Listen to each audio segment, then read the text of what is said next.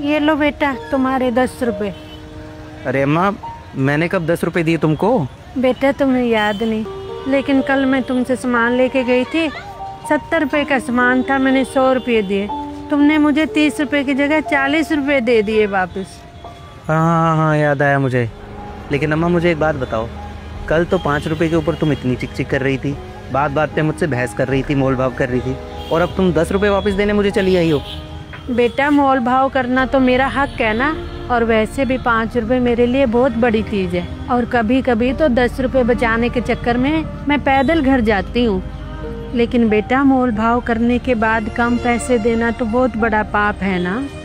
अरे अम्मा, तुमने थोड़ी मुझे कम पैसे दिए थे, तुमने तो पैसे पूरे दिए थे ना। वो तो मैंने गलती से तुमको पैसे ज़्यादा वापस कर दिए। कर भी दिए तो क्या हो गया, वैसे भी 5 रुपए के ऊपर तुम मुझसे चिक चिक कर रही थी, 10 रुपए फालतू ही तो मिले थे तुम्हें, और मुझे क्या ही फ़र्क पड़ जाना था 10 रुपए से। बेटा तुम्हें तो कोई फ़र्क नहीं पड़ता, लेकिन मेरे मन पर तो बोझ रहता ना कि मैंने जानते बूझते हुए भी तुम्हारे पैसे खा लिए। इसीलिए बेटा मैं सुबह सुबह तुम्हारे पैसे लौटाने आ गई। अच्छा अम्मा, तुम आई कहाँ से हो वैसे? क्योंकि आसपास तुम्हें पहले तो कभी देखा नहीं। कहाँ रहती हो तुम? बेटा मैं सेक्टर 8 में रहती हूँ। क्या बात कर रही हो अम्मा, तुम सेक्टर 8 से मतलब 5-6 किलोमीटर दूर से यहाँ पे मुझे 10 रुपए वापस देने आई हो? हाँ बेटा, मन को सुकून चाहिए था ना।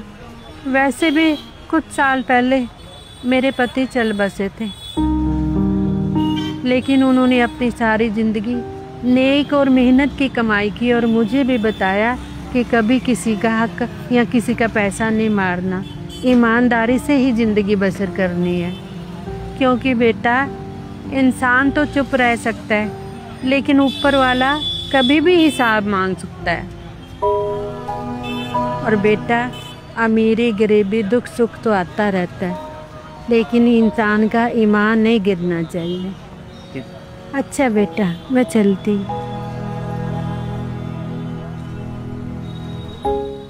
इंसान तो चुप रह सकता है, लेकिन ऊपर वाला कभी भी हिसाब मांग सकता है। नितेश, दुकान का ध्यान रख, मैं अभी आता हूँ। नमस्कार सेठ जी। नमस्कार सिंह साहब, आज सुबह सुबह इतनी जल्दी मेरे घर पे? अरे कल तो मैंने आपका हिसाब कर दिया था ना। हाँ सेठ जी, हिसाब तो आपने पूरा कर दिया था, गलती मेरी तरफ से रह गई थी। कल जब मैंने हिसाब जोड़ा था ना, तो आपके गलती से मैंने 300 रुपये ज़्यादा जोड़ दिए थे।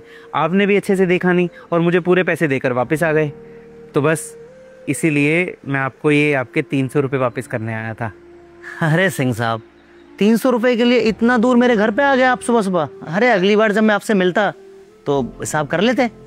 पहले मैंने भी यही सोचा था सेठ जी, लेकिन फिर मुझे किसी ने याद दिला दिया कि हम तो इंसान हैं, और इंसान तो हर बात भूल जाता है, लेकिन वो ऊपर वाला है ना, वो कभी भी हिसाब मांग सकता है। क्या पता कब उसका बुलावा आ जाए। तो इसलिए अपना हिसाब ना पूरा रखना चाहिए हमेशा। चलिए सेठ जी, मैं चलता हूँ। और इंसान तो हर बात भूल जाता है, लेकिन वो ऊपर वाला है ना, वो कभी भी हिसाब मांग सकता है। माता जी। हाँ बेटा, आप कौन? माता जी आप मुझे नहीं जानते, लेकिन अंकल जी मुझे जानते थे। दरअसल माता जी वो अंकल के जाने से पहले मैंने उनसे कुछ पैसे उधार लिए थे, तो वही देने आया था।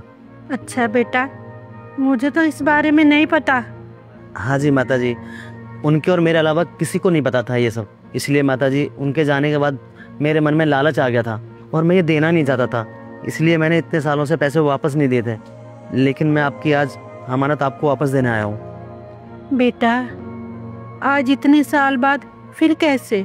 वो माता जी, आज ना किसी ने मेरी आंखें खोल दी और मुझे याद दिला दिया कि इंसान भले ही भूल जाए, लेकिन ऊपर वाला कभी कुछ नहीं भूलता, और वो कभी भी हिसाब मांग सकता है। इसलिए मैं अपना हिसाब बराबर करने आया हूँ। बेटा ये तो बहुत सारे पैसे हैं। हाँ माता जी, मैंने उनसे 50,000 रुपये लिए थे, लेकिन इतने सालों की ब्याज जुड़ के ना इतने पैसे बन गए उनके, इसलिए ये पैसे आप ही की अमानत है माता जी।